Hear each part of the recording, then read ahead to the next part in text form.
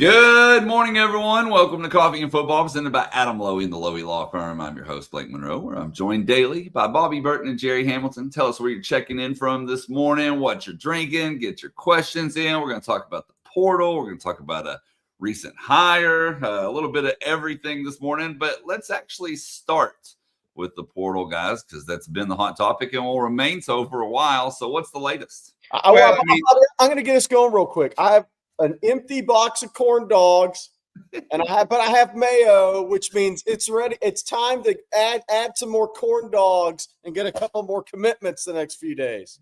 Somebody's going to send you like a case of that crap. Good. And you're going to end up eating a bunch of nitrate for the night. Going to glow out the door. Hey, no, in all seriousness, the portal giveth, the portal taketh away. Yesterday, Nick Brooks, talented young freshman from the state of Georgia, announced that he would be entering his name in the transfer portal. Played and started some as a true freshman. Got replaced because he didn't play well, but again, he was a true freshman and talented enough to start. So it is someone that knocks on the depth door, if that's something you want to say. I think that this is indicative. The last two guys in the portal for Texas is indicative of just the broad spectrum of what is happening in the portal. Prior to Nick Brooks, it was Warren Roberson, right? So you lose a grizzled veteran in Warren Roberson that is a career backup, good on or plays special teams, glue guy, and then you lose this young, developmental, highly talented piece. That shows you the spectrum of what teams are losing in the portal. It's not just one kind of player or other. It is all of the above. It is a free-for-all almost in the portal right now. Now, Texas is somewhat lucky in that Texas has a very strong NIL program, has a very strong program, good coaches, all this other stuff. So they're able to weather some of these things much better than others are. But in reality, it starts to chip away at some of what's going on. I want to add this, too. I am told that this is a little bit of a breaking news from yesterday. Ryan Wingo, the very good receiver, led Texas in receptions, receiving yards, and touchdowns as a receiver this year. He is expected to be close to re-signing with the University of Texas. He was either going to do that late yesterday or today. We expect an announcement at any point. And I don't want to take it away from him, but it does look very, very promising that Ryan Wingo will be returning to the University of Texas. Here you see some of his stats. Really stepped it up this year as a primary guy, up to 7 TDs, 835 yards receiving.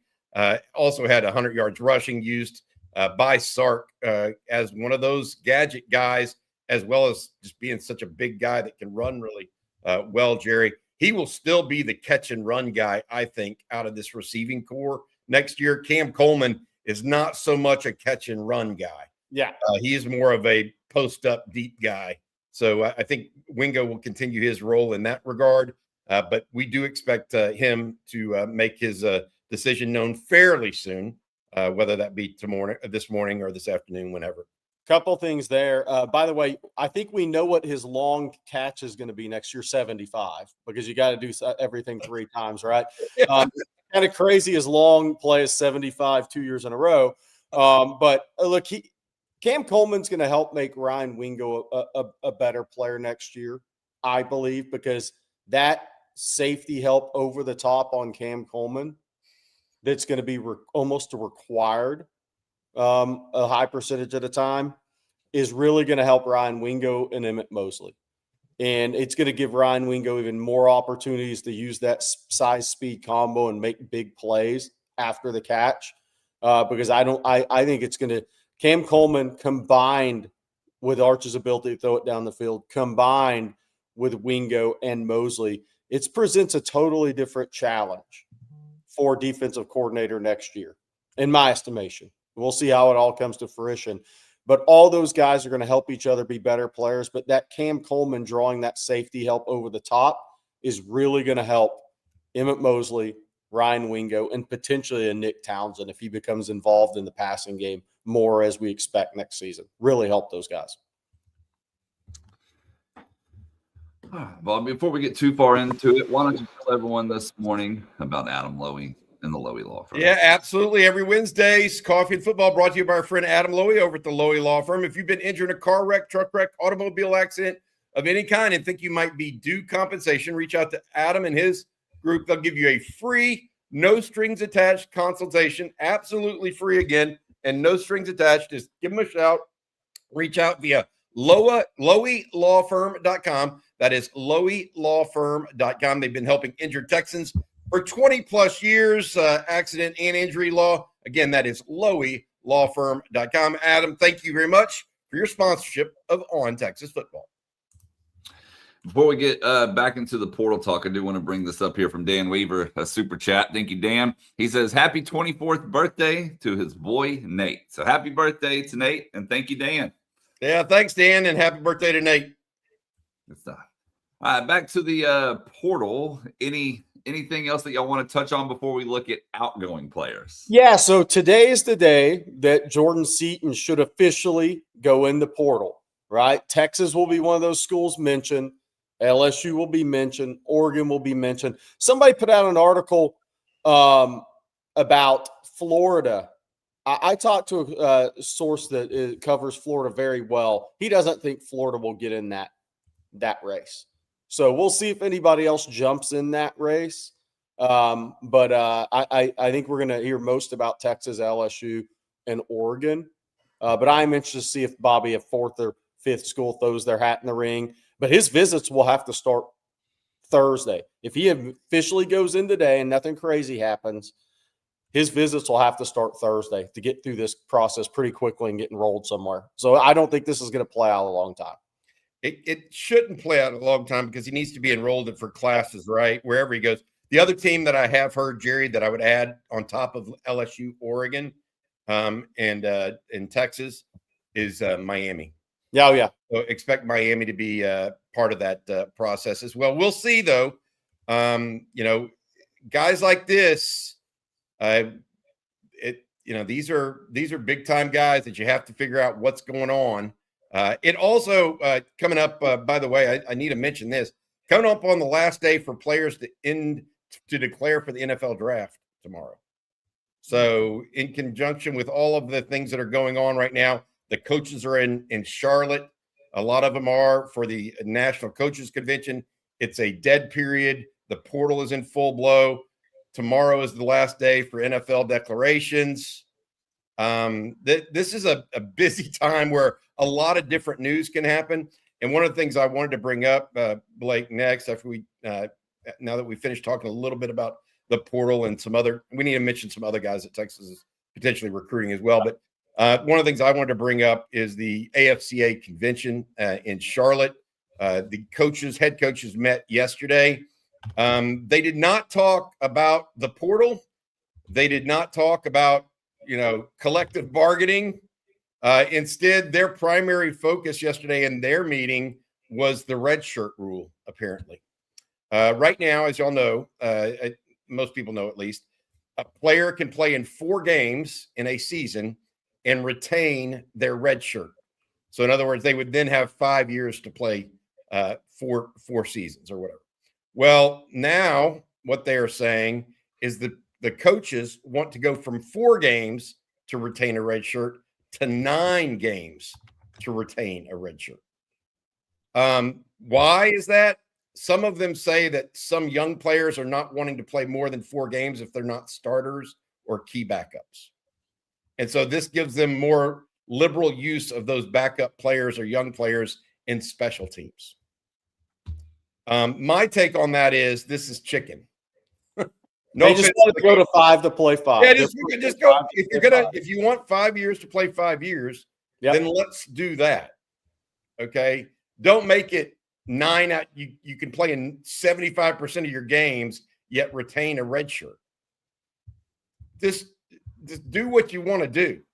It needs to be 5 to play 5 in college athletics, Bobby. We've been talking about this. College coaches are pushing for that. I think this is their way to push for it. But, I mean, we need to cut the charade here. Just go 5 to play 5. And you know what? You have 5 years. If you have really rough injury luck, that's part of life. I mean, TJ Finley is just signed yesterday, Incarnate Word, 6 schools in 7 years. It's ridiculous. We got to stop this crap, man. I mean, it needs to go 5 to play 5. It's very simple, but the simplest things often take the longest with the NCAA and college athletics. That's just where all this needs to go. You know what? If you have 2 injury years, I mean, that sucks, but that's part of life. If a JUCO guy stays 1 year in JUCO, he gets 4 years at a D1. If he stays 2, he gets 3. I mean, this stuff should be really simple, but apparently it's not. It's not when there are millions of dollars at stake for those young men. Like you talk about TJ Finley or whomever, and he's not going to get NIL money at Incarnate Word. I'm not saying that, but Diego Pavia played 2 years of JUCO ball, and if he were to come back this year for Vanderbilt, they would have paid him God knows what, to keep him on that roster. Look, my thought on all of this is we continue to reshuffle the deck chairs on the Titanic instead of addressing the real stuff in the room. The real stuff in the room is how are we going to keep the fabric of college football together when I just enumerated the various ways a team is being ripped apart right now, whether it's the grizzled veteran and Warren Roberson that's looking for another job, or another home, or a young key developmental piece, very talented in Nick Brooks, that frankly, Jerry, needs some consistency in his life. Yep. I mean, he transferred back and forth between Georgia and Iowa high schools 3 times. Now he's going to transfer from Texas after the first year. Some of these guys need consistency. The current, and I'm not blaming, and I want to be clear, not blaming Warren Roberson or Nick Brooks. That's not what I'm saying. I'm blaming how the system and the schema of the system work currently. And it's not healthy for the game. It's not healthy for the players. It's not healthy for the coaches. It's not healthy for the fans. So here's what I would say. Adults, go freaking fix it and stop kicking the can down the road and worrying about a redshirt rule. Yeah. That is just nothing but an end around. What you're doing here is you're doing all these end arounds on things that just need to be fixed. Go fix the problem. Yeah, no doubt. This one's simple too. This is a simple fix. This is simple. I mean, the red shirt rule is simple. Collective bargaining may not be. No, absolutely not. I'm not. But my point is, somebody has to be that person to do it. Clearly, and I want to say this, everybody said, oh, well, the CSC will do it. You know, it's the same thing we talked about, the College Sports Commission and the House settlement. It needs to be this amount. It's the same thing we said when it happened. Why is Texas treated the same as Incarnate Word, as Old Dominion? LSU feels the same way. Florida feels the same way. Oregon, Ohio State, Alabama. It's bunk where the NCAA is unwilling, and nobody's unwilling to tell Old Dominion or name 25 schools that, look, your revenue is 100 million and below or 80 million and below. You don't belong with the guys that are 100 million and up. No. And let's bifurcate it and get going with what can really be done here, because I'm telling you, based on the market that we're hearing, the College Sports Commission knows that that's not really the market right now for these players. It's well above that. And until some people in power actually step up, we're going to continue to see the fabric of college football be ripped away, not just from the players and the coaches and the administration, but from the fans. And that will be the real travesty, in my opinion. I'm sorry. No, that's fine. I mean, look, I posted something. I posted something on TexasFootball.com yesterday, kind of some of my thoughts about, some of the stuff, and just like, the players at Texas that had been drafted in the Sark era, okay, that wouldn't have been signed to Texas or wouldn't have been retained at Texas. Those are award winners. Jahdae Barron, probably not signed. Byron Murphy, no chance he's signed today out of high school. Tavondre Sweat, probably not signed out of high school. Then you have guys like who got off to slow starts in college, Alfred Collins. And I don't care if he's a Texas legacy or not, may not have been retained after a couple of years. Vernon Broughton. I mean, what Jordan Whittington have after the injuries for 2 years? I mean, we're running I get where people's disagreement with me on what I said was. We're in a very interesting situation because some of the best players that have come through Texas in recent memory and won awards at Texas would not have been signed or would not have been retained. And I know the argument, Texas would just get a transfer in and he would go be a high draft pick. Sure. Doesn't mean as much. Doesn't mean you had award winners that developed in your program that went on to be tremendous players and high draft picks. Somebody brings that up. Texas Jasper. Jordan Shipley misses 2 years with injury. Would he have been retained? It's very interesting. He would have been retained, but he probably wouldn't have wanted as much money if you'd been injured. I hear what you're saying on that stuff, Jerry. I think it's debatable. The real problem here is you're just pointing to another issue that rips at the fabric of college football. Yes. That's what you're pointing out, and I agree with that. And I think that as people that care about the sport, yourself, myself, Blake, others that are on here, I mean, we need to have our voices heard. Yeah. Us complaining about it's not going to do anything, but I mean, maybe somebody out there can do something about it. And when they can, we need to be loud about the fact that there needs to be major reform in college sports. And it's not, let's give 9 games to a redshirt, senior, whatever, to be eligible. And it's certainly not expanding the playoff to 16 to 24 teams, which is the other thing that has to be decided. It feels like they're doing everything except addressing the elephant in the room. The elephant in the room is not a 16 and 2014 playoff. It's not the redshirt rule.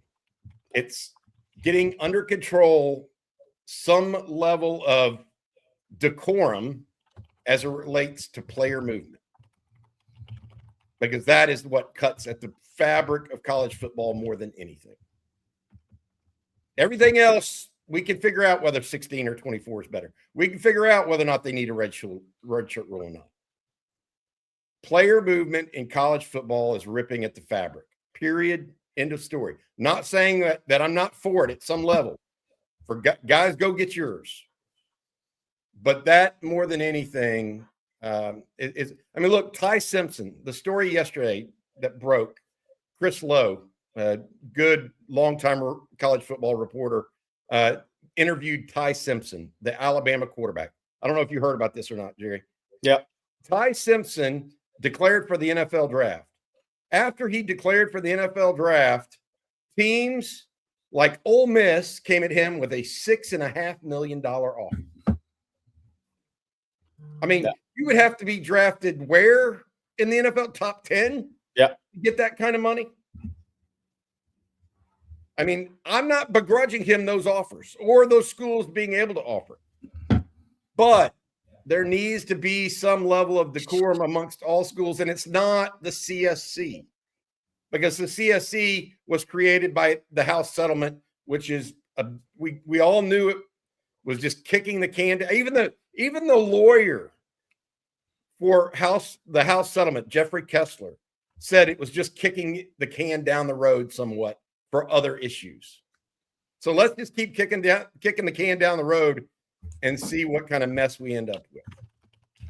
Yes, if I sound pissed off about this, yes, I am, because I've been screaming about it for 4 years. Yeah, 100%. And nobody, they keep stepping up with half measures. The CSC is an over officious, antiquated model attempting to govern college sports.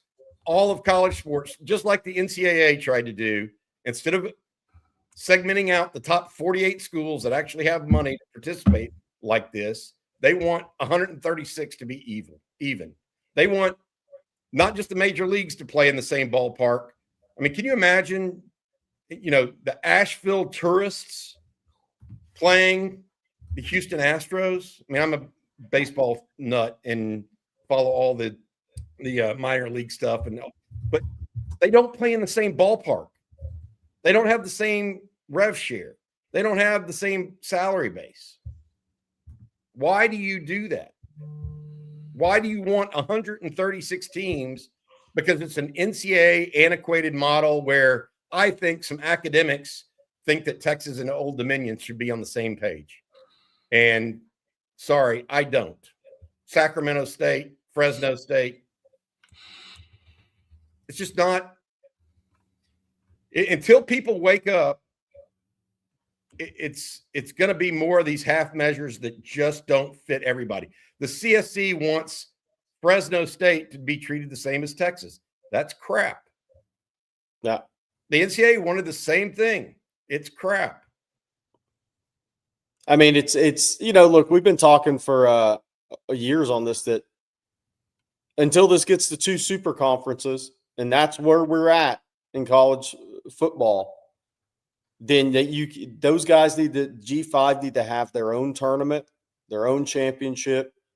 That is what long term is going to happen. It's taking way too long to get there. It's taking way too long to get there. 2031 TV, the contracts, everything that's going to pop up, but that's what ultimately needs to happen. And I think that will change a lot of this, but it's how long is it going to take it to happen? Because they got to separate them in from a league standpoint. Here's 2 super conferences, 24 teams in each conference. There's 48 teams. Maybe you go to 30, there's 60 teams. After that, the rest of you guys are playing for your own title. And you have to separate it. Then it truly becomes the minor league to major league scale to me, product. Because that's what we're really talking about here. But to Bobby's point, and I agree, the A-ball and AA teams should not be getting the same rev share as the major league teams. That's or bound by the same rules of rev share. Yeah. I mean, that's really the issue. And they shouldn't be bound by the same rules. It's just an antiquated look at a sport that's blossomed over the last 30 years into the second most popular sports in America, behind only in the NFL. That's it. Not baseball, not basketball. In America, college football is the second most popular sport, yet they treat it like it's tiddlywinks sometimes. And everybody should get a chance to play at the table. And that's not true. Not at the same table. No. But they won't do it because somebody somewhere is going to fight to be included. And they just need to create a new entity outside of the NCAA. That's what needs to happen. That's the start. And then go from there. Apply to be part of this new entity. You have to apply to it. That's my take.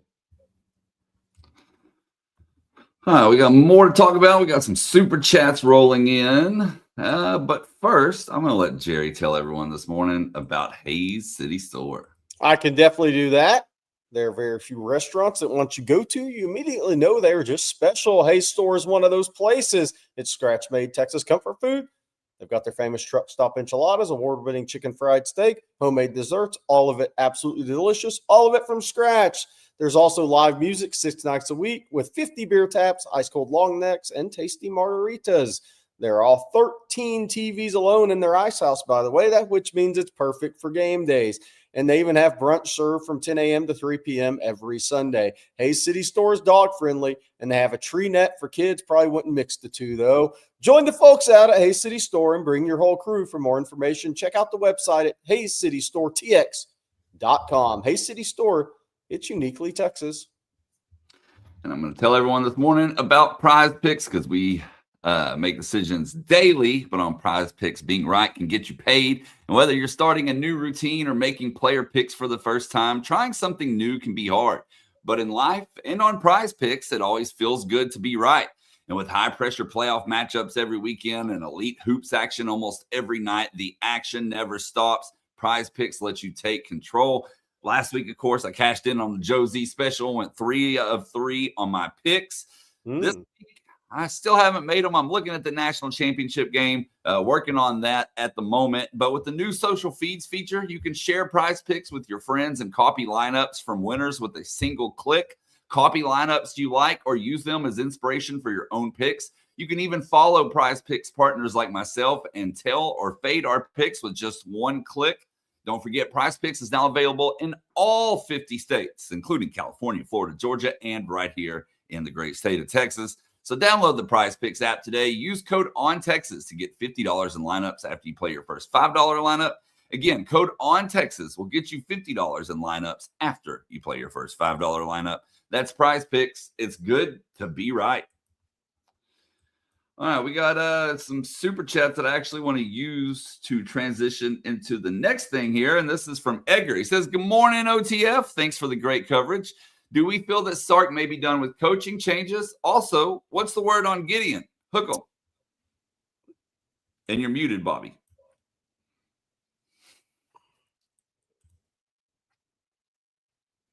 Well, I'll start. Blake Gideon, Thank you. the assistant coach, pass game coordinator of the defense, has the same.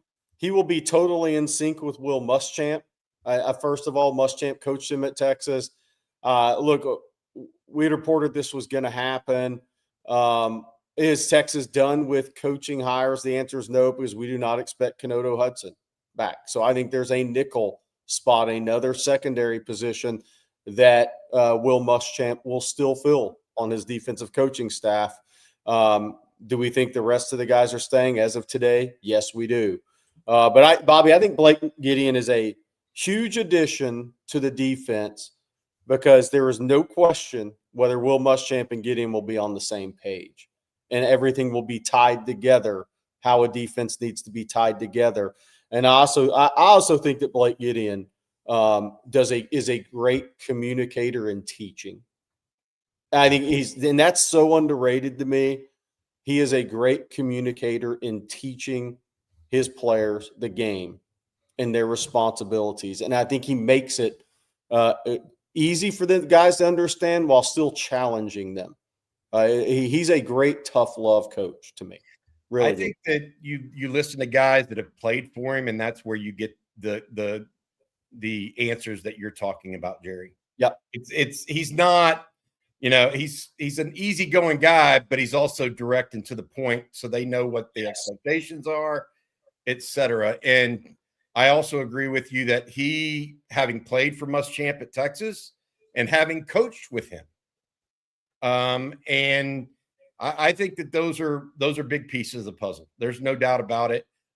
This is according to a published report, by the way, that Gideon has finalized his deal. So look, this was previously reported, 3 weeks ago. He was somehow over at Georgia Tech for another couple of weeks, and people kept asking us, what's going on? And I kept saying, be patient, just wait, let it play out.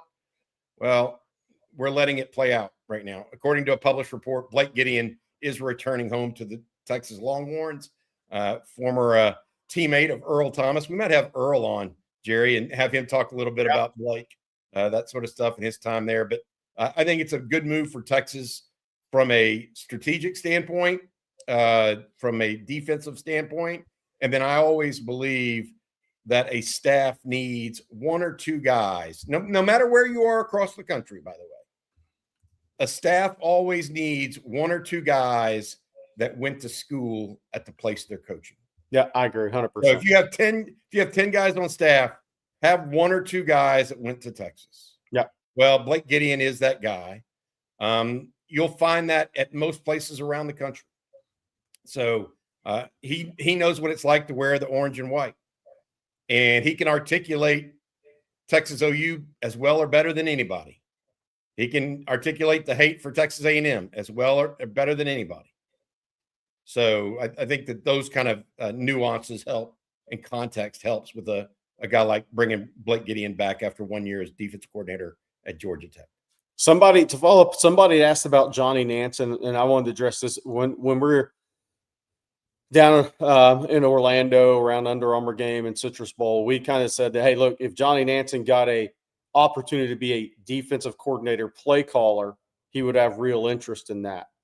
But obviously he is still at Texas and recruiting for Texas. And I don't know how many play calling DC jobs there are open in college football at this point as of January 14th. But if something happened there, he would definitely have interest if he could be a DC play caller. All right, our next super chat this morning comes from Rocky P, and giving you a little praise, Jerry. He said you put out a great article yesterday about the dangers of this era and all the special Longhorns that would never be. We can't lose that, says Rocky. We have to maintain some of that. I mean, as we coaches, universities go through all of this, the changes and wherever this process is going to ultimately lead. I mean, I would say it's a much better than 50-50 that Jahdae Barron won a Thorpe, Tavondre Sweat won an Outland. They would not have been at Texas today. As a recruit, 1 or 2 after their first year or 2. So what they finished at Texas and how it finished probably would not have happened. Here's what I would say. Jahdae Barron and Xavier Worthy almost tested the portal, going into Xavier's sophomore year and going into Jahdae's junior year. And so they came really close to testing the portal before Texas talked them out of it. But look, we are in a day and age where if cooler heads don't prevail, if more intelligent, smarter, willing to make hard decisions heads don't prevail, we're going to lose some of the fabric of college football. We really are. Yeah. And I don't know what the wake-up call can be other than what is happening right now in college sports. Now, does that mean that the games aren't going to be great? No. The product on the field will look as good or better than it ever has, in my opinion. Some people are saying, oh, I think that all this movement, it's going to cause for some bad football, and maybe. The bigger issue is me as a fan. Kid A signs with Texas and plays all 4 years there. You see his development over all 4 years. You buy his jersey because he's Texas through and through. That's what we're potentially losing. And that's not what needs to happen. I mean, I just be blunt. Does it need to happen if you're, a great quarterback? I mean, we can talk about all that stuff, but there needs to be a legitimate set of guardrails for a certain number of teams. The problem we have now is you're trying to shoehorn too many people into that elite spot. So the rules for LSU, for Florida, for Miami, for USC, for Washington, Oregon, Ohio State, Penn State, those teams are all in the same category as Texas. Okay. My question is to you, is Cincinnati really?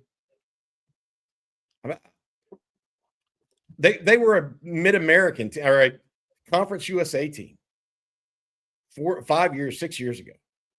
I mean, it's just, they want to get more people, and it just, I don't agree with it. If you make more than $100 million a year in your athletic department, maybe you should be considered part of the ultra elite league. If you don't, maybe you shouldn't. Apply for membership to a new league. That would be my take on it.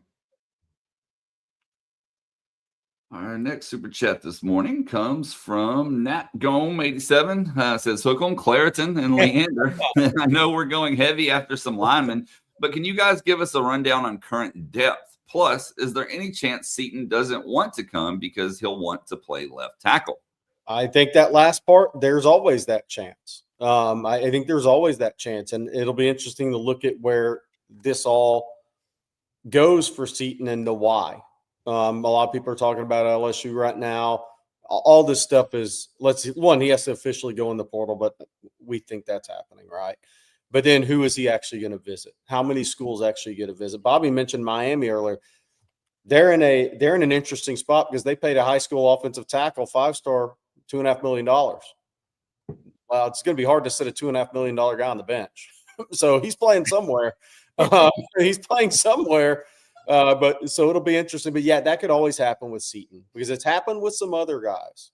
As Lance Hurd just wanted to play left tackle. I think the kid at NC State, the same thing. Peak just want to play left tackle, get ready for the draft hire. NIL, blah, blah, blah. I don't think the higher NIL comes into play with Seton, though. On offensive line, current depth, they're counting the freshmen who moved in. 12. 12. Nicholas Robertson's not an early enrollee, so 12. But 11 is the actual number right now. And Bobby, we've talked, and obviously there'll be additions, but we've talked about this. I think offensive line, holding on to your depth, that's going to be the toughest position to hold on to in this new era we're in, because if a guy's developed a couple of years and those other P4s that have a hard time getting starting level offensive linemen can go to the linemen at Texas, Ohio State, Georgia, wherever, and say, look, you can develop there one more year. Maybe you get it on the field if somebody gets hurt, maybe not, or you can come start over here for more money. That's what RevShare, we've talked about. That's what RevShare is really doing. I think offensive line, holding your depth, retaining your depth is going to be very difficult at that position. Yeah, very, very difficult. I agree with that. I think that the one thing I would add to all of this for that is Texas is not alone in this respect. I think Texas has lost 24 guys to the portal at this point, have announced or gone into the portal. Ohio State, 29. The last time I looked for them. Alabama's up there as well. The most talented teams in the country tend to lose the most players in this day and age because teams look at a freshman at Texas as a premium to their depth, whereas that's not the case everywhere else. So Daniel Cruz signs with NC State. Well, Daniel Cruz was not going to start at Texas this year. Daniel Cruz probably has a chance to start at NC State. Nate Kibble signs with Baylor. Yeah. Well, he wasn't going to likely start at Texas this year. He thinks he has a chance to start at Baylor. So to Jerry's point, the thinning of the depth along certain places is going to be interesting. And I think that's offensive line is one of them. So the depth chart right now, Trevor Gooseby at left tackle, Jaden Chapman at left tackle. Left guard, big old question mark right now. Probably Sikorsky and Jordan Coleman potentially. Yes, those are the two that are you circle in there, but I don't think that either one of them have any kind of starting role sewed up. Connor Robertson with his return would be number one center. I don't know who number two center is right now. Right, Jackson Christian or Devin Coleman head into spring. Right guard, don't know right now. So right tackle, you'd say Brandon Baker and Andre Kojo. Yeah. Maybe Baker, if you get a Jordan Seaton, moves into right guard. You just don't know. Yeah. And so I think that's what the coaches are going through. I've been told they want to get to 15, but I don't know that they're going to get to 15 offensive linemen. Yeah. So I think it's going to be more like 13 or 14. But they're out there looking for additional guys. And to your point, depth is an issue, Rocky. It is. Hey, Blake, can you bring up the graphic of where the Texas guys have signed that went into the portal? Because I think, look, Texas has a very talented roster. I mean, you look at this, Trey Weiser, obviously FSU, CJ Baxter, hope he comes back, Kentucky, Bo Barnes, Kentucky, Santana Wilson, Louisville, LaFowl, DeAndre Moore, obviously Colorado, Parker Livingston, Jarrett Gibson, Purdue, probably will play a lot for them. Aaron Butler, Oregon State, Jordan Washington, UNC. I mean, the list goes on and on. I think Caleb Chester, watch him at Arizona State. I think it's a great spot for him, by the way. Levon Johnson back to Maryland. It goes all the way down to Will Stone to UCF. I mean, think about how many of those guys are going Power 4. And Trey Owens could have gone Power 4, but it's smart to go to Arkansas State, get 400 passes in the air. If you kick butt, you'll be a millionaire. So if you look at this, it's kind of what the point we're getting at. Texas had a talented roster. These guys aren't dropping way down to G5 unless you make a really smart decision as a quarterback in Trey Owens. These are guys that are coveted by Power 4 schools. Some schools you would call the mid Power 4s, not the high major Power 4s, let's call it. But this is how, to me, this is how talented Texas's roster was last year. Not many guys are having to drop down at all. And there's still decisions to be made. Jamie French, Michigan. There's still some decisions to be made out there. Christian Clark obviously is going to end up in a major school. Ricky Stewart, that depends on if he's going to play football again or when he might go back to football. But Texas has a very talented roster. That's the one thing we can say. And these guys at these major schools, to Bobby's point, are coveted just because they're backups or developing third team, maybe second team guy. Doesn't mean they're not really talented. Nick Brooks will end up at a major school. Texas had a very talented roster. What is that, 18 or 19 guys there, Blake? 19, yeah. Only 3, to Jerry's point, only 3 of them are non-Power 4s. Yeah. Trey Owens at Arkansas State, Aaron Butler at Oregon State, and Melvin Hills at UConn. So that gives you a sense of what Jerry's talking about. Jumping back into some more super chats this morning, if I can get my mouse to cooperate here. Our next one is another one from Nat Gome. He says, does Texas go and scoop up a good group of 3-stars that are more developmental in the portal to make up for our losses to backups? That may be part of the plan later. And you have to remember, this is what I'm trying to say. I mean, just because people go in the portal today doesn't mean they're going to sign for the spring. They may wait until summer to decide. This is a long play for folks because there are 4,000 players in the portal now. Is that right? At least, yeah. Yeah. So you've got guys in the portal right now that can be depth pieces that you might be able to find in March or April. But I do think to this point, we need to talk about the recruiting weekend coming up, high school recruiting weekend coming up, Jerry. To this point, one thing that I think is going to happen, there's going to be a bifurcation between guys in recruiting that are high level, worth the money now type of guys, and guys that are depth pieces almost immediately. You want them to play special teams. You want them to develop a little bit. I think recruiting's getting ready to become bifurcated, just like the portal can be bifurcated to some degree. Yeah. So, and we're going to bring up that list. The list is going to expand. Okay. It's coming up on January 17th, but I think Blake has a graphic of some of the guys expected to be in this week. And it's just a few. There's more than that. Some of the top names, but I want to say this. It's why there's a reason high school recruiting is still extremely important. Some of those reasons are Colin Simmons, Arch Manning, Grayson Littleton. I mean, I can keep Ryan Wingo. I mean, I can keep going. Guys that are impacting Texas games, Ty Anthony Smith, Lance Jackson, and we can keep going and going and going. Texas beat Michigan without 7 defensive starters. And the majority of those guys that played were recruited out of high school for Texas. Jelani McDonald's of the world. And they weren't all. Some were highly ranked, some weren't. But on this list, I think, look, again, this list is going to grow. There's more guys on ontexasfootball.com as we build this list out that maybe aren't right now, don't have Texas offers, but guys Texas is looking at because the Texas staff is going to be on the road. They've been on the road a couple of days during this dead period, seeing some high school kids.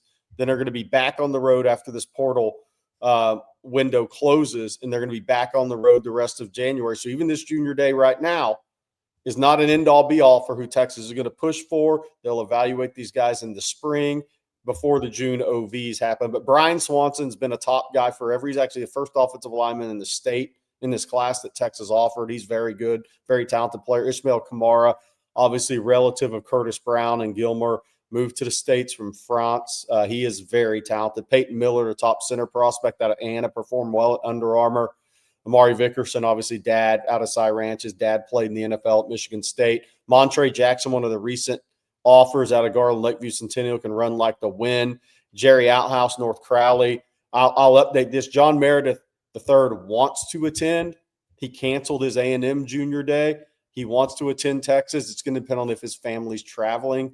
If his family is traveling, then he may have to, if he's going to get down, may have to come with a teammate. Braylon Williams, a thumper linebacker at Lamar, Cam Hall, edge out of Summit. Cedric Marshall, recent offer, an edge D-line. I think it will trend to DL as a 5-tech type out of Waxahachie after seeing him this year. Alvin Mosley, wide receiver from Crawford and Fort Bend, Lathan Wissington. But again, this list is going to be a lot more than that.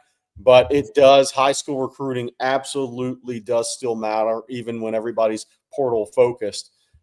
Because just look at your Texas roster and look at the guys impacting winning. Just look at the guys impacting winning. Brian Niblett. I mean, all these guys still matter a great deal if Texas is going to have if you're going to have a sustainable program over time. All right, guys, more super chats this morning, and let's take this one here from Brad. Brad says, when it comes to Jonah Williams, does he actually practice in the spring? Yes. What does his schedule look like? I'm worried he will never develop. It's a great super chat. I think he's got to get on the football field in the spring a little bit. I mean, you have a new D coordinator. If he goes 2 straight years without any spring practices, guys, he's really up against it.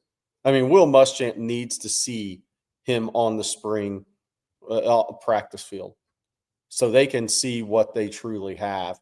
And if, I mean, that's just a fact. You can't go to baseball and never show up in practice in football at all. You're going to have a hard time breaking through that way, guys. But Blake, I know you have a little bit of an update there. He is expected to take part in some spring football as much as the schedule will allow.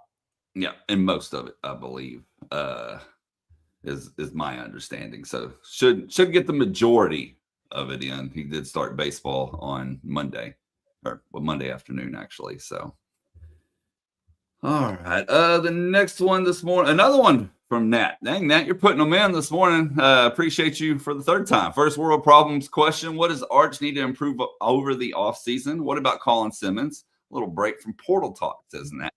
What does Arch need to improve offseason? I think he needs to improve crossing routes, short crossing routes, speed of the ball, placement of the ball. I think if there was one piece of his game that was consistently below average, it was touch on crossing routes. Everything else, just keep working on his vision, keep working on getting to his next read, learn the offense a little bit better, all those normal things. But the one weakness I felt like was Arch didn't seem to have a real feel for crossing routes. And I'm talking about the shallow crossers, not the deep crossers, by the way. So that would be one. Colin Simmons, Jerry, strength against the run has been everybody said that was going to be an issue for him. He's played the run actually pretty well, including against Michigan, where people thought he might have a real problem with the Big Ten style running attack. What do you think about Colin Simmons? What do you think he needs to improve in 2026? Yeah, I think continue to improve there. Somebody said offsides. I'll take 3 or 4 offsides all year if you're going to sack the quarterback a lot, because he always looks like he's offsides. That's how good a jump he gets on the snap. I would say that. But ultimately he's going to get paid to sack the quarterback his whole career. But he does need to continue to get stronger in that way, continue to play the run better. It'll be interesting. And the one thing he doesn't need to keep working on is dropping in the coverage. Luckily, Will Muschamp is here to alleviate our concerns on that. With Arch, to me, it's the easy throws. I mean, to me, it's still the easy throws. It got better. But to me, that's still going to be if he hits the easy throws consistently in year 2, he's going to put up monster numbers. If he continues to miss some of those, Ryan Wingo dropped his share of passes this year. But if Arch hits him on some of those easy, shallow crossers, he still has probably 1,000 yards this season. That's the reality, because his ability to run after the catch and how wide open some of those were against the flow of the defense. So I think for Arch, that's the biggest thing for him is just to be more accurate on the easy throws. And some of that's changing ball speed a little bit at times. Okay, guys, before we get to our next one, Jerry, I'm going to let you tell everyone about one of our favorite products around here, and that's Ridge Wallet. I can definitely do that. I'm a big fan of Ridge Wallet because of the digital, keeping the digital pickpocketers away. That is the big thing for me. Look, how annoying is it to have all your devices and you have all these different changing cords, your phone, your headphones, your watch, your Kindle, all different. Honestly, it should be illegal. How is it that we have AI robots, but still have to travel with 5 cords tangled up in our bag just to keep our devices alive? Well, those days are over. Thanks to Ridge. Your Ridge, just like Ridge revolutionized the wallet, Ridge has now changed the game for portable charging. Ridge's 5-in-1 Tower Bank has built-in cables and lets you charge all your devices at the same time. This is not just a great wallet maker. This is now a great maker of makes it easier to charge all your devices. No more juggling adapters and wall outlets at the airport just to get 20%. With 20 watts of power, it charges your phone as fast as it possibly can. And with 10,000 mAh capacity, you got up to 3 full phone charges in your pocket. It has MagSafe compatible wireless changing, so you can keep it magnetically attached to the back of your iPhone if you want some permanent juice. These things also look badass. Available in matte olive, base camp orange, and matte black. A design that doesn't scream, I bought this at the airport. They come with a LED charge status indicator that displays battery and charge levels at a glance. One thing to pack, 5 ways to power. You can find Ridge's Power Bank at Best Buy, or our listeners can get 10% off at ridge.com by using On Texas at checkout. Just head to ridge.com and use code On Texas, and you're all set. After your purchase, they'll ask where you heard about them. That's easy. It's On Texas Football, home of football and mayo. And I'm going to tell everyone this morning about HexClad. Love HexClad as well. And with the family of 5, we cook a lot, which means we need reliable, durable cookware that gets the job done. I'm not talking those cheap pans that food sticks to nonstop and that scratches easily. In my household, we use HexClad. They're hands down the best pans my wife and I have ever used. And you get the performance of stainless steel and the convenience of nonstick in one pan. Not only are they good enough for us, but even Gordon Ramsay uses HexClad in his restaurants and his home. And he's the toughest critic on the planet. If it's good enough for him, I promise you're going to love it. For a limited amount of time, our listeners get 10% off your order with our exclusive link. All you have to do is head over to hexclad.com/ontexas. HexClad is durable and scratch resistant. Their patented hexagon design protects against scratches, even when using metal utensils. They're also oven safe. They can handle the heat up to 500 degrees, and they come with a lifetime warranty. They literally last a lifetime. They're also dishwasher safe and easy to clean. It's seriously the best cookware I've ever owned. Don't just take my word for it. Try them out yourself. Remember, you can get 10% off. Support our show. Tell them OTF sent you. Just head to hexclad.com/ontexas.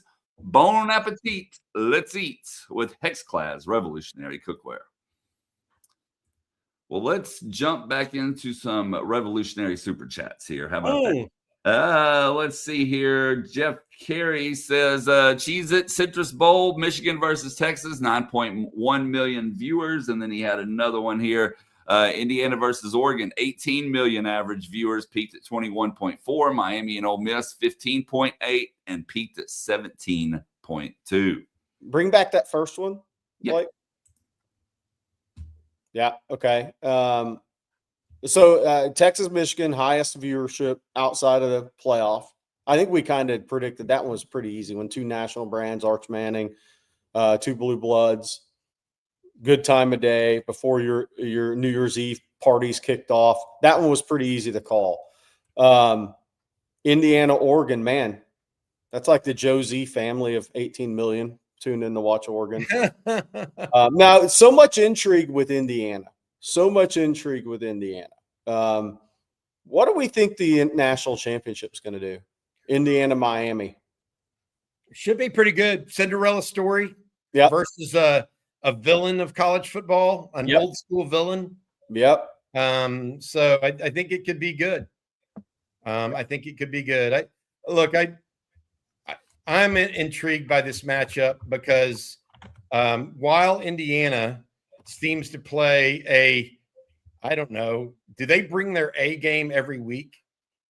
That's like their ceiling is their ceiling because I think they've reached it. Yeah. Okay. I think that of all the teams I've watched this year, they're the ones that bring their A game every week. Okay. So you've kind of seen what they can be.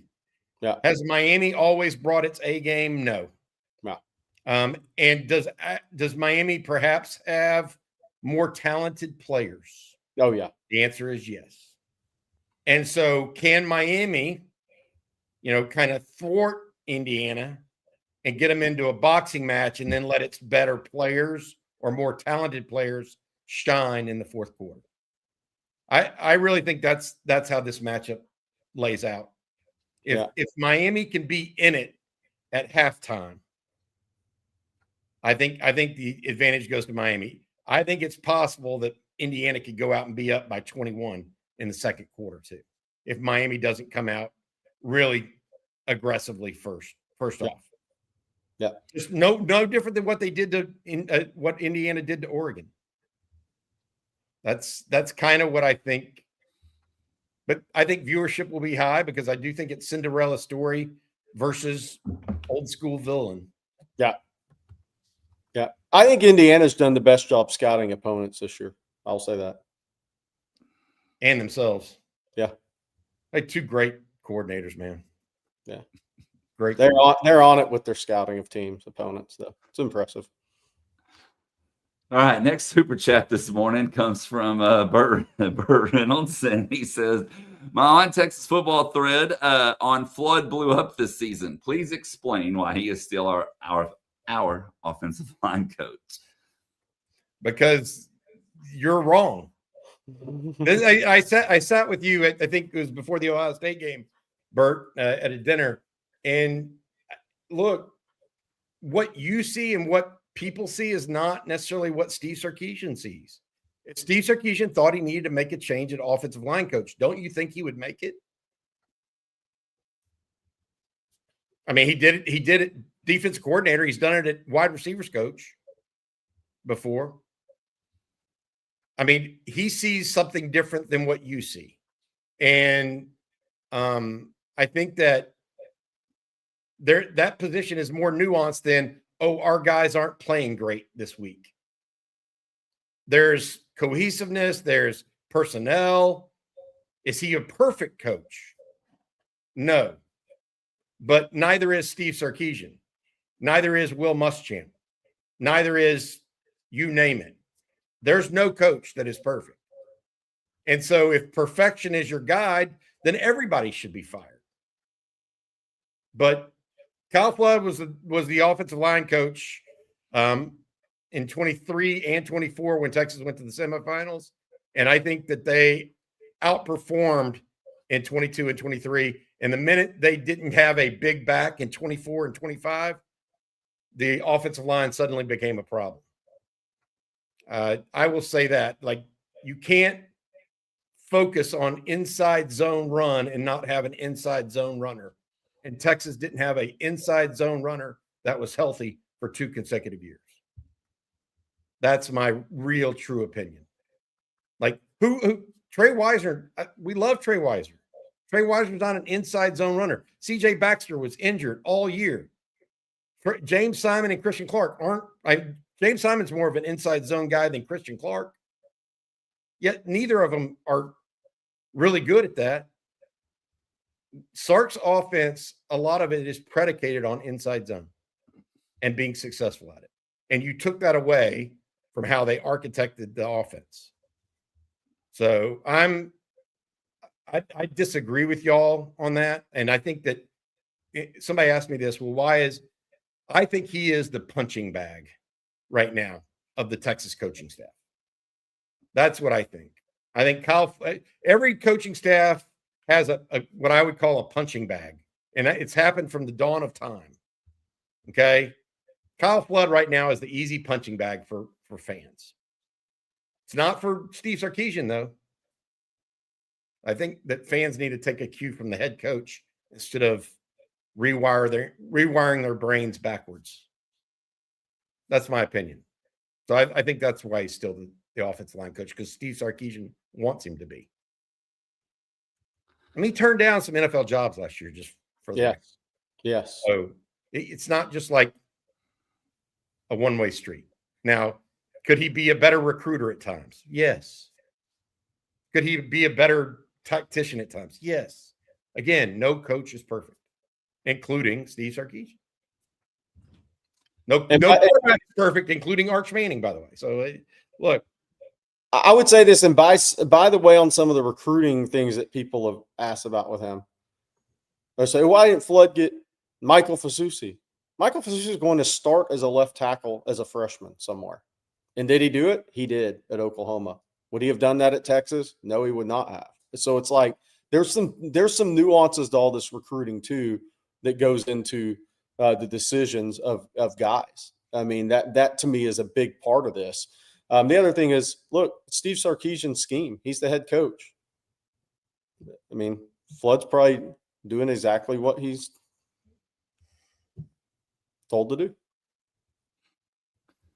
We're going to stay on the O-line for a moment here. We touched on this yesterday, Jerry, so we don't have to go into it too much in depth. But Jay Lee says, will Turntine be ready to play guard this year?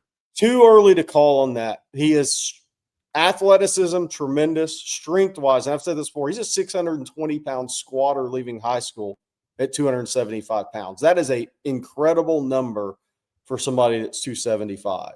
That's a ridiculous number when a 17-year-old kid does that at his size.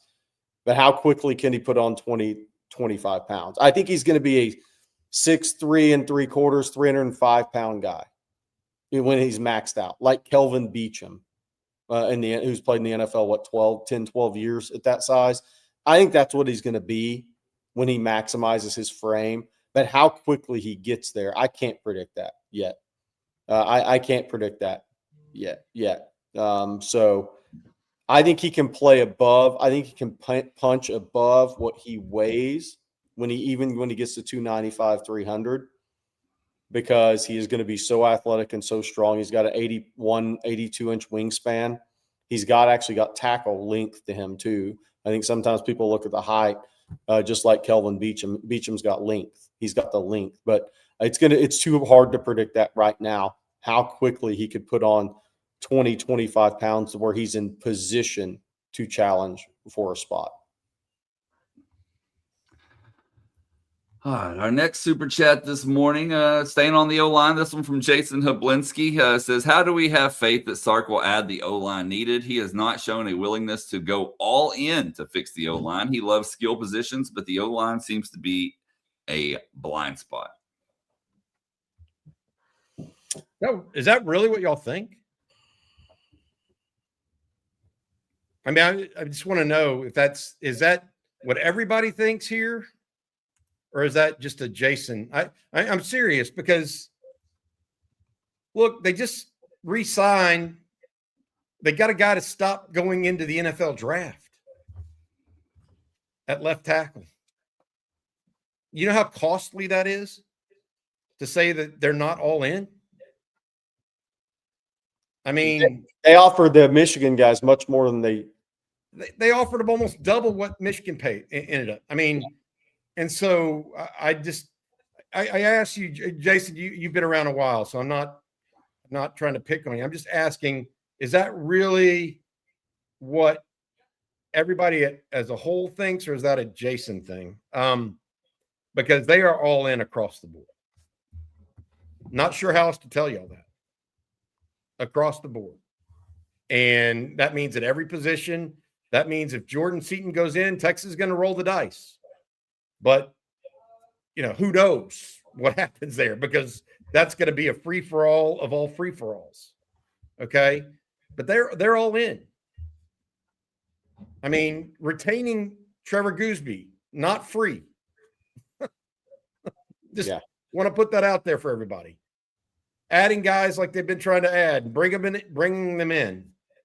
You know, they can't help it. Mikey Bennett wants to go somewhere else in Oregon. You know, they were competitive there to the very end. So I think that, you know, just let's see what happens. And I swear to y'all, I would preach patience on this, just like I was a week ago at this time. And everybody was wondering what the heck was happening until Raleek Brown committed and things started waterfalling in Texas's way. I mean, Jerry, can you back? I mean, what do you think? I mean, look, I think it's obvious Texas is, and some people in the chat were like, well, Flood he can't close on recruiting in the portal. Well, that's a dangerous thing to say because that means your new running back coach potentially can't. Getting those guys, the guys they first wanted. I mean, there's just so many things that are going into this. Are we saying Will Muschamp can't close now because Jaden Woods went back to Florida? That's, to me, is the dangerous game to play. And I don't think that's the case. So Jay Lee says Flood's 0 for 38, turning 3 stars in the NFL players. Jake Majors and Hayden Connor don't count. What about Trevor Gooseby? Christian Jones, Trevor Gooseby. I mean, not all those guys. One person may have moved Gooseby up to 4-star his senior year. Some had him as a 3. Hell, Cam Williams was a 3-star coming out of high school somehow. That's a horrible by our industry, by the way. So he should have never been a 3-star, but he was by the majority, in a mid 3-star by people. So that's not an accurate statement. Look, I think the portal is I think where there's going to be some adjustment by schools, where I think something's changed in the portal this year, is through the coaching changes. The thought was that, those guys are just going to leave. Well, those guys all gave the new coach just as much of an opportunity to bring them back. I mean, that is a big part of, I think, and I've talked to a couple of college coaches, not obviously on the Texas staff, about this that I know, and they're like, we've been monitoring, our universities or our coaching staff has been monitoring guys through coaching changes that say they're going in the portal, and how many of those guys end up going back to the school they were at or following the coach to the new school. And something that people are taking notice of. Well, it's like we talked about yesterday. The Ole Miss guy went back to Ole Miss before he ever entered the portal. South Carolina had an offensive lineman today that goes back to South Carolina before ever entering the portal. That's one of the reasons why I'm saying, until a guy actually is in the portal, even Jordan Seaton, just wait. They got 48 hours to negotiate specifically just with him. Now, Seaton should go in the portal today. If he doesn't actually enter the portal today, what does that mean? You know? So but my bigger point with Jason, and I know he's not trolling or anything like that. He truly believes this. I just disagree.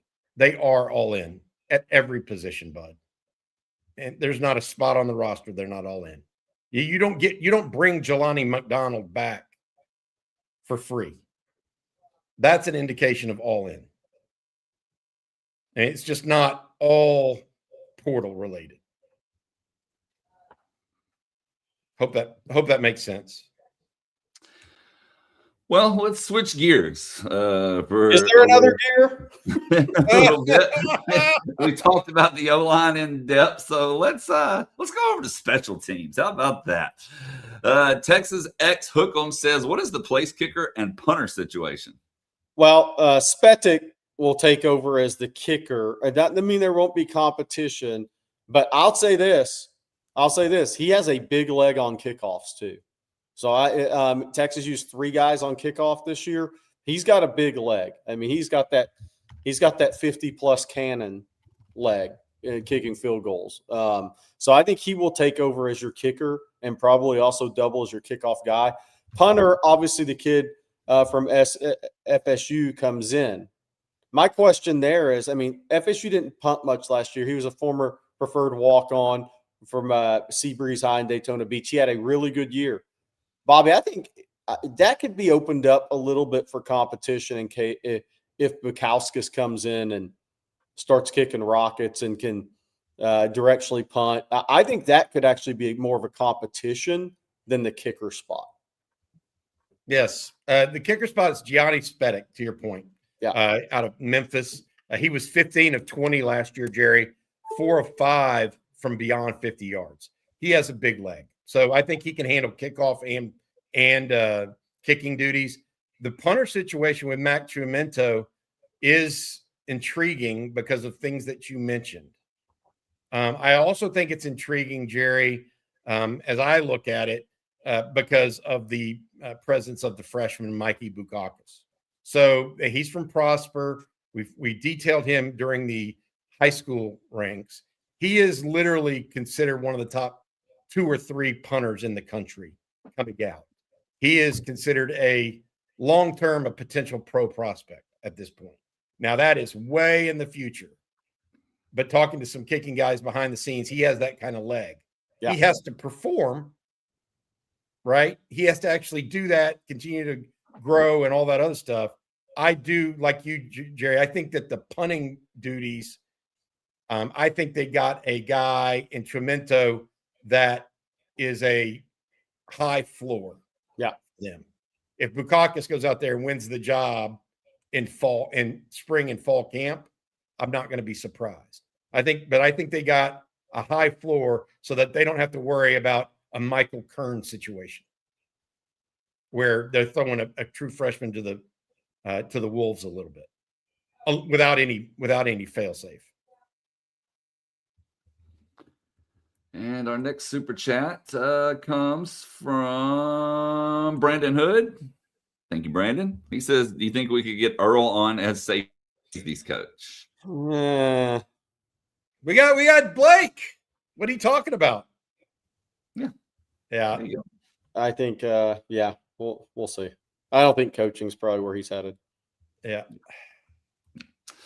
And then our next one this morning comes from, you got to be nice, was Obi-Wan Jacoby. He says, "Can we choose to not retain some of these fans who think they know better than Sark and let them hit the portal?" I love all the Texas fans. I love the passion. I've said it before. I'm glad there's passion. I'm glad people care. I love that. It would be boring as hell, and we wouldn't have a channel if you guys didn't care. Doesn't mean everybody's going to. Or if you all agreed, it would be boring. Yeah, it would be boring if everybody agreed, 100%. And I'll keep saying this: if you ever think as a Texas fan you're maybe 1 foot off the ledge and am I overdoing this? Let's go look at a Kentucky basketball message board, and you'll feel better about where you're at. You don't go to the. I will just say this as it relates to fans and their varying views, and even ours, Jerry. Me and you and Blake have different views. I don't know if people realize that sometimes, but we actually argue amongst ourselves at times. It's no fun to go to the water cooler and just agree with everybody. Right. No. Yeah. You gotta have a little different view at times. Yeah. I'm good with that. No. All right. Next one this morning from Juan Garza says, "Does Jonah portal next year?" I'm going to say I think the biggest thing with Jonah is this: next football season, where that goes for him will determine more than likely or potentially if he goes into the MLB draft after his 3rd year at Texas. Because he is draft eligible after the 27 baseball season, but since he came in as early high school graduate and played last year. So this is actually year 2 for him in baseball. So he would be draft eligible after the 27 season. And I think he loves football. He cares about football. That's why he didn't stay in high school and go to the MLB draft. But I do think how the season goes next year on the football field for him could determine how hard he looks at the MLB draft. Because if he has a good season this year, he's going to start popping way up on some of those draft boards heading into 27. Because he's such a hellacious athlete, and he's a competitor. He has energy. He has all those. He's multi-tooled guy. I think he needs to hit with a little power this year, though. I think he needs to hit it over the fence a little bit this year. But if he has a really good season, he's going to probably be a high draft pick after 27. I think it's what does he want to be? Yeah. Do you want to be a baseball player? Want to be a football player? Does he want to be both? Yeah. If so, he may need to put more time in on the football field than what he's done thus far. Yeah. I think missing spring ball all of last year really hurt his ability to get on the field in 2025. And that's not, I'm not accusing anyone or him of that. I'm just trying to tell you, you don't just rinse off and become a safety and go play a little bit. Those guys have to know every element of film study. It's not just practice time, is my point. So yeah, he can go practice. That's not what you don't learn safety by just practice. You have to watch. Hey, Blake, I knew we got another question. Big basketball game tonight. Some people have asked about. Somebody says, "Will Texas cover the 6 against Vanderbilt?"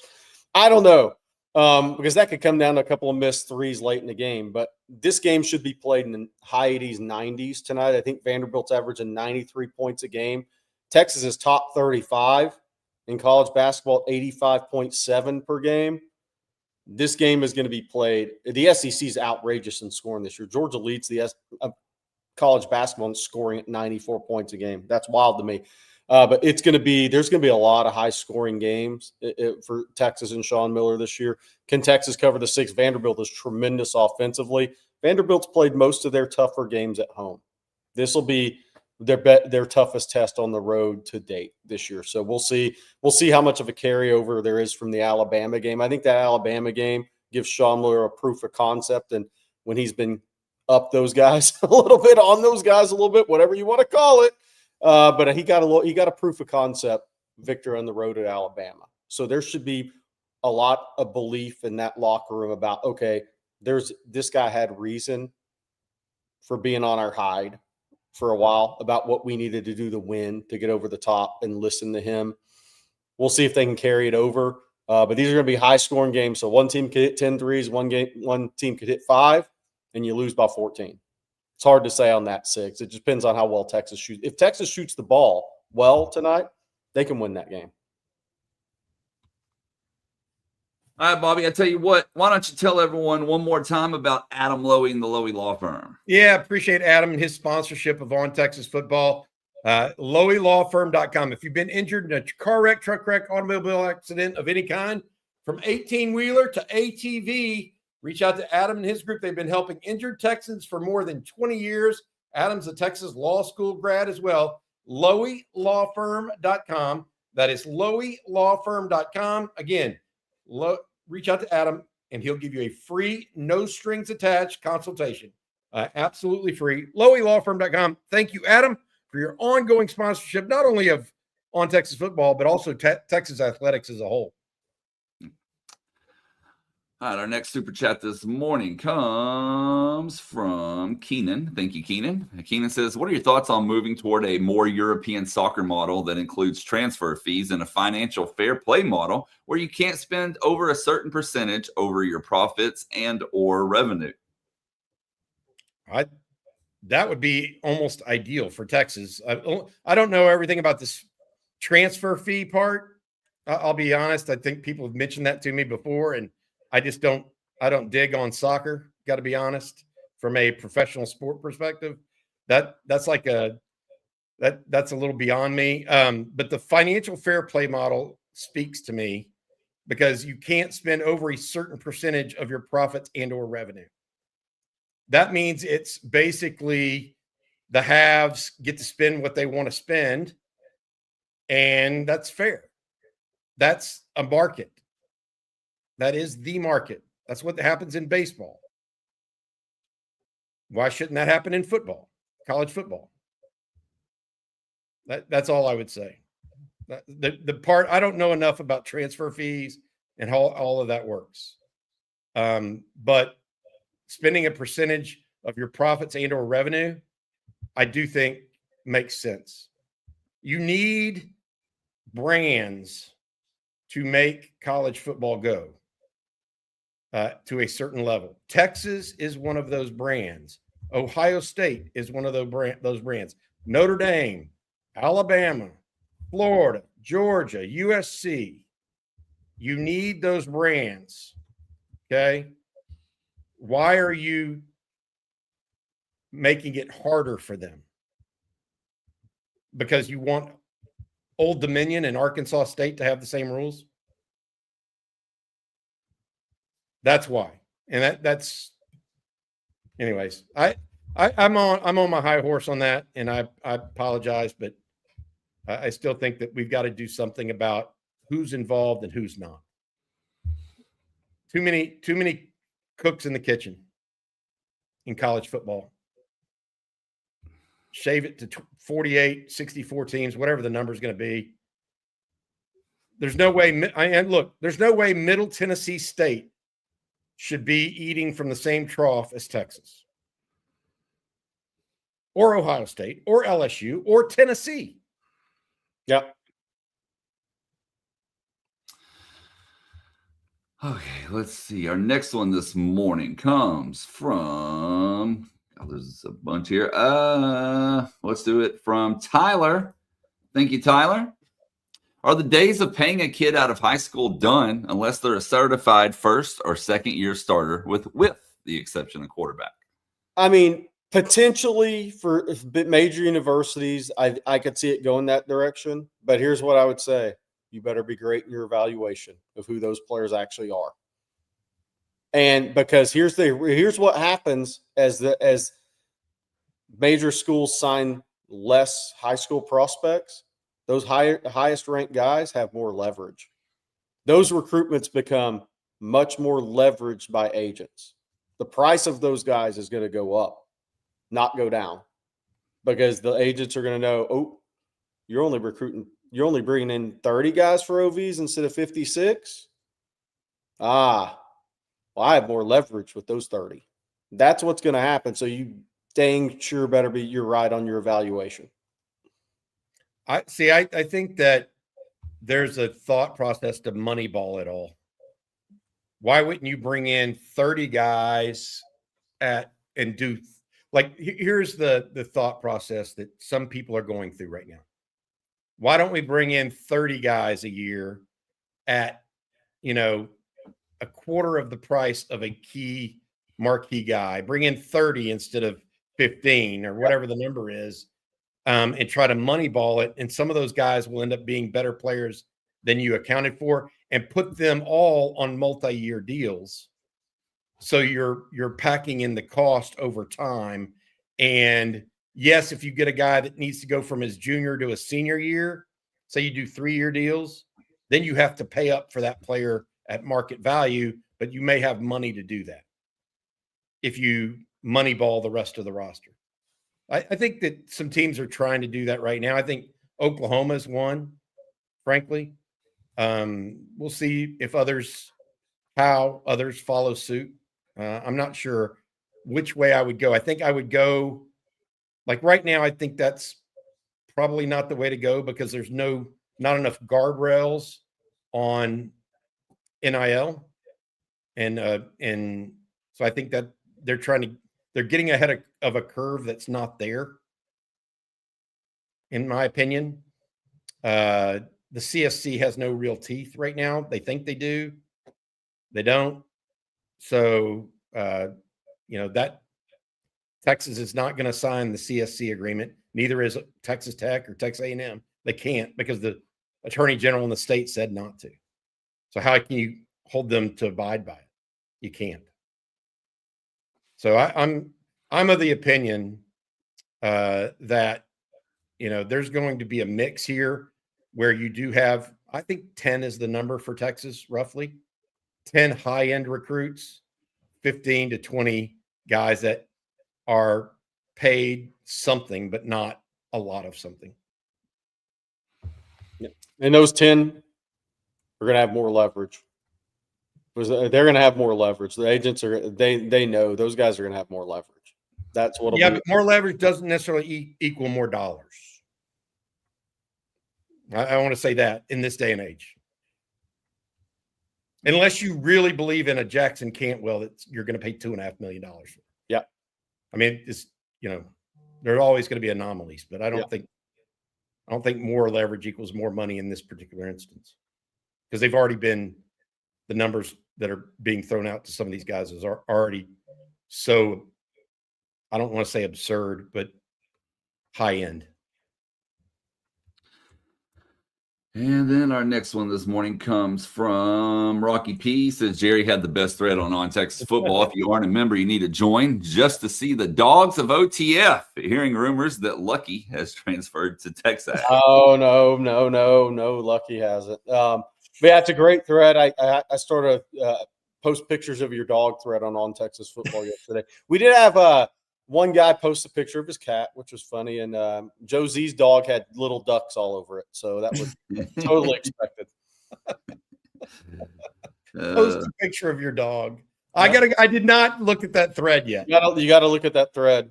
All right, Leo. My Leo may make an appearance today. It's a great way to get through the portal dead period before the chaos starts again. Yeah, I've got the All-American brown dog, 57, Heinz 57. So I'm going to be showing him up. Well, hey, now's a good time to mention that if you're not a member of On Texas Football, we're running the Portal Madness sale. You can get your first month for $1. All you have to do is just go to ontexasfootball.com, sign up. No promo code needed, no special link. Then you can go see Lucky and all the other dogs of OTF. Plus, of course, get the best Longhorns coverage around. All right, more super chats this morning. Blaine says, seems like Arch processes much better out of 10 or 11 personnel. Do y'all think we'll see more spread looks from Sark next year, considering the portal acquisitions? Yeah, this is a great comment, actually, in my opinion. Thanks, Blaine, for mentioning this, because both Hollywood Smothers and Raleek Brown are guys you can line up outside and actually be true guys outside. You know what I mean by that? Like, they both have distance speed. And so I can certainly see that. And Arch does work better out of it, but most quarterbacks do. Okay. And the reason why is it widens the depth of the field. There's not as many people in the box typically for them to have to account for. And so to your point, I think that we definitely see that. I do think we could see more spread looks. I don't have any doubt about that. You also may see more spread looks even if you're in 11 personnel with Nick Townsend, because he has that kind of speed on the outside. So, Blaine, we'll see. I do think that Sark still loves 12 personnel, deep play action to Cam Coleman. And right we go. So you can't take that out of the repertoire. But I hear where you're going, and I do think we see marginally more. CJ and Rod would have really specific numbers on that, by the way, and where they think that's going to go. Maybe that's something that we could talk about in a football theory, Jerry, coming up. Yeah, and somebody said, somebody asked the other, have we seen the best of Arch? This is still part of his development, and why it's clear you haven't seen the best of Arch. Is he has to continue to grow as a quarterback. I mean, and that's for any quarterback. But I'm betting he's better in 12 purse next year than he was this year. And Sark's going to run 12. There's no doubt he's going to run 12. So I think he's going to continue to improve in all areas as he gets more comfortable. But I expect, like Bobby said, Sark is going to. I mean, you didn't get Cam Coleman to run screens with him. Yeah. Cam Coleman's going to be racing down the football field, and it's going to be longer developing plays. And that's going to be a big part of this offense next year. He didn't have that guy this year like he thought he did going into the season. And then our next question this morning comes from Tex 6022. Says, Bobby, I'm with you. I'd honestly be surprised if Texas loses more games in 26 than they did in 25. Also hope Jordan is doing well. Hook 'em. Yeah. I think Texas has a more difficult schedule. Yes. 26 than 25. Not only do they pick up the additional SEC game, but they still have Ohio State coming to town. At Tennessee, at LSU, at LSU just picked up Sam Levitt, who y'all know is a talented quarterback that can make defensive ends heads spin. At A&M. A&M again, OU again. Yeah.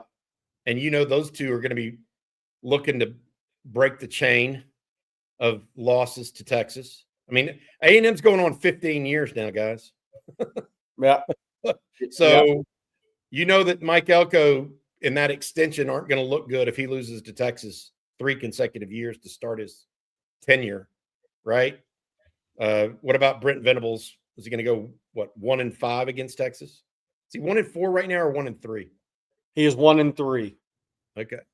Florida will probably be a better football team this year. Well, they'll be a better team. I don't know if they'll. Yeah, I agree. Ole Miss have retained some really good players. It's a tougher schedule. It's why these schedules now are why health is going to be so critical for teams if you have less depth. You have a rash of injuries at a position that can derail your season. And the one thing about this portal nowadays is, we mentioned it, you can't just go into free agency and pick somebody up if you lose 3 guys to injury at a position. You're cooked. Hey, I want to say this about, you mentioned Ole Miss. Time out 1 second. Are you good? Trinidad Chambliss is appealing a ruling that gives him an additional year. We've all watched Trinidad Chambliss in these playoffs. Do you think he's an NFL quarterback? I do think he'll make an NFL team. I do too. Yep. I think he probably needs to go on and go. I do too. So that would, like, Ole Miss was one of the teams that offered Ty Simpson a huge financial package to go to transfer there. If they're without Trinidad Chambliss and they can't really domino in the portal at quarterback, that could be a different game, because their backup, the one that started the season as the starter, transferred to Missouri. So they'll be down another rung at quarterback. That could, even with a lot of talent, Keywan Lacey coming back, Jerry. Yeah, that could change things. Somebody asked, how's Chambliss different from Pavi? I just think he has a stronger arm, much better thrower of the football. I think his game's just going to translate better. I mean, Chambliss made some high-level throws in the playoffs. And what he does is he eludes the pass rush with his eyes still down the field, making plays. Time out. Just came across the wire here. Louisiana quarterback transfer Walker Howard has signed with Ole Miss. Literally got that the minute we were talking about Ole Miss transfers. Yeah. So I don't know. That may be the guy that's. Sorry, Jerry. No. It literally came up right when we were talking. If that's their starter, Ole Miss isn't as good of a team next year. Clearly, I mean, he's been a backup everywhere he's gone. I saw him in high school, but that would be that's probably more of a second team guy for them, because Deuce Knight transferred to Ole Miss, so it's going to be a competition. We got 2 super chats here that go together. This one from Chris King. He says, if everyone stays healthy, do you guys see 2 1,000-yard wide receivers and 1,000-yard rusher? Also, do you think we can go first round? And then we had same question. What's the confidence in a 1,000-yard rusher in 26? But let's go back to that original one. In 12 regular season games, I don't have that as high as far as the rusher goes. In a 12, because I think those guys are going to be rotating players. I think they're going to be used in the passing game, especially Raleek Brown. I'm not sure, though, they're going to be 1,000-yard rushers in 12 games. Wide receiver, I could see Cam Coleman doing that. The whole deal with Wingo, if he were to do that, and I think Emmett Mosley is very good, is going to really benefit from Cam Coleman. I think the whole key with Wingo is 2 things. Does he catch the ball more consistently this year so he has more big play abilities? And does Arch hit him on the shallow crossers with a higher consistency? If those 2 things happen, Wingo can easily be a 1,000-yard receiver in college football. But those 2 things have to come together to get him there.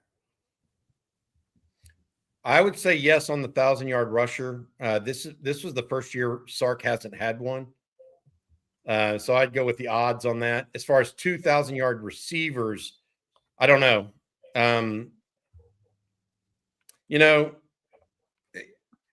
More than that, let's talk about Ryan Wingo in first round, because I think one of the things I mentioned today that I started this off with, I'm told that Ryan Wingo has reached a decision, or is narrowing in to reach a decision on returning to Texas next year, and it is positive news for the Longhorns. Now, I'm waiting for him to announce that before that becomes official and all those things, right? So I do think he's going to return to Texas, which is great news, in my opinion, because it gives Texas that other deep threat to open up the other side of the field for Cam Coleman to get more one-on-one coverage, et cetera. Is Ryan Wingo a first-round player? He has the skill set. He has to put it on film. I mean, he's got size. He's got speed. He will run in the 4.3s at the combine. Yeah. People don't realize he will run in the 4.3s at the combine. At 6'2", 200 pounds. Those guys tend to go early. Is he a first-round player right now based on the film he's put out? No. Got to catch it more consistently. But he's only a sophomore. Yeah. So what he shows this coming year, he's gone to the NFL draft next year, in my opinion. Too high of a talent level, all that other stuff. But is he going to be a first-rounder or a third-rounder? That depends probably how hard he works over the next 9 months, 10 months, and what he puts on film. But physically, he is a first-round talent. I'll never forget the first time I saw him work out at Texas. I was like, this is the best-looking receiver Texas has signed, like on the hoof, since Roy Williams. Yeah. And that I still believe that to this day. Now, maybe Cam Coleman proves me wrong when I go watch him in the spring. But yes. Yeah. All right, our next super chat this morning from Singleton. Thank you, Singleton. Jerry needs to do an ad on ESPN like those class action lawsuit commercials. Have you had a high PFF grade? Have you wanted to win a championship? You may be entitled to a starting offensive line position at Texas. Love it. I like that. Good sense of humor, Singleton. I love it.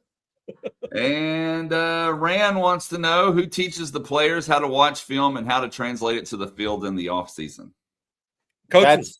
The position coaches, they have meetings on that about year round. Look, there's times when a player will just go walk into a coach's office and they'll sit down and watch tape, right? I mean, this is a year-round thing with guys. But look, there's also the different breakdowns, right? If you're a safety, you're going to sit in Blake Gideon's safety room and you're going to watch film. Then you're going to have your DC meeting with all the defensive coaches in there and all the players in there, and Muschamp's going to break down the film. So it goes into different stages of that and different ways that's done, but it's all the coaches. But I'm here to tell you, so people have talked about Earl Thomas today. I'll never forget Muschamp. It was after he was gone from Texas. Muschamp told me that Earl Thomas was the best film study guy and understanding of what he was seeing on film that he coached at Texas. That was during his redshirt year. And so, man, was that telling of what he was going to become, because it looked like he knew the plays before they happened so many times. I just want to throw that out with Earl, but and a lot of times those guys will just watch film, go in with their position coach and watch film. And that's not just during the season, it's year round. And then, Jerry, we got another super chat for you. This one this morning comes from Kozer7. He says, Jerry, who's your SEC favorite right now, men's basketball, and the best team right now, in your opinion? Oh, man. That is a tough question. Florida's starting to turn it around, but their guards do not shoot the three that well over the course of the season. I mean, Todd Golden's a great coach. He's built his program. He built it the right way for sustainability. If you made me pick, it may be them. It may be Florida. I mean, can I go against Vanderbilt? Vanderbilt's schedule doesn't line up as at the end of the year they're going to be the best team. Their non-con wasn't super challenging compared to some other teams. Alabama's not. They're not good enough on defense. Auburn is obviously not. I would say Florida's the pick until they're not for me right now, because they are starting to pull it together. Their bigs are really good. They're both NBA players. Chinaloo will probably be at a high level overseas team. If their guards start to get more comfortable and shoot the ball better, then they're going to be really tough to beat because of their offensive system. But Xavier Lee and Boogie Flan have to shoot it on the perimeter better for them to maximize. But if they start making shots, it's going to be them, I think. So Florida. Yeah. Florida is the one. Yeah, if those guards make shots for them. Yeah. Defending national champs. What you got there, Blake?